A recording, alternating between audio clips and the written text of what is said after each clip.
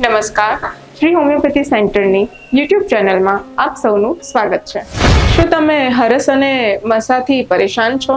જો હા, તો આ અમુક લક્ષણો તમને જોવા મળી શકે છે, જેવા કે શૌચ કર્યા પછી શું ઘણી વખત તમને એવો અનુભવ થાય છે કે તમારું પેટ સાફ ન થતું હોય?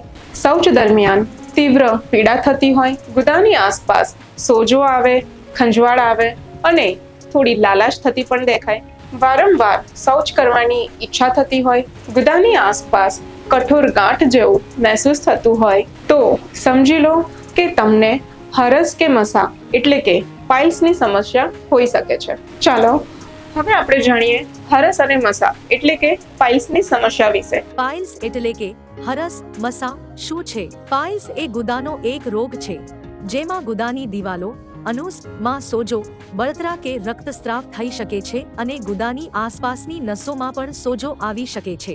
પાઇલ્સ એટલે કે હરસ મસા ના લક્ષણો સિમ્પટમ્સ: કબજિયાતની સમસ્યા, શૌચ દરમિયાન તીવ્ર પીડા, શૌચ દરમિયાન બળતરા, શૌચ દરમિયાન લોહી આવવું, શૌચ દરમિયાન નસો ફૂલાઈને બહાર આવવી. પાઇલ્સ એ ખૂબ જ પીડાદાયક સમસ્યા છે, તેથી તેની યોગ્ય સારવાર કરવી જોઈએ. પાઇલ્સની સારવાર માટે તમે ઓપરેશન, પેનકિલર્સ દવાનો ઉપયોગ કરી શકો છો અને કેટલાક મલમ લગાવી શકો છો. પાઇલ્સની સારવારમાં હોમિયોપેથીનો ઘણો મોટો ફાળો છે. તેની મદદથી તમે ઓપરેશન વિના અને તે પણ કોઈ પણ આડઅસર વિના પાઇલ્સનો સંપૂર્ણ ઇલાજ કરી શકો છો. હોમિયોપેથી એ પાઇલ્સ માટે ખૂબ જ સારી સારવાર છે, જેમાં ગઠ્ઠો, સોજો, લોહીવાળા પાઇલ્સ, ક્રોનિક કબજિયાત આ પ્રકારના પાઇલ્સ મટાડી શકાય છે.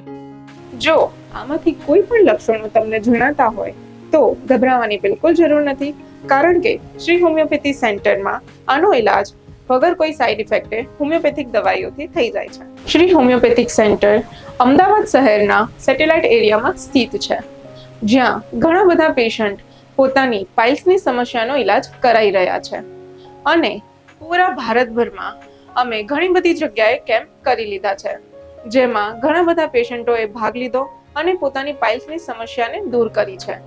જો તમે પણ પોતાની પાઇલ્સની સમસ્યાને દૂર કરવા માંગો છો તો નીચે આપેલા નંબર પર સંપર્ક કરીને તમે એની જાણકારી પણ લઈ શકો છો અને અહીંયા આવીને તમારો ઈલાજ પણ કરી શકો છો. ધન્યવાદ.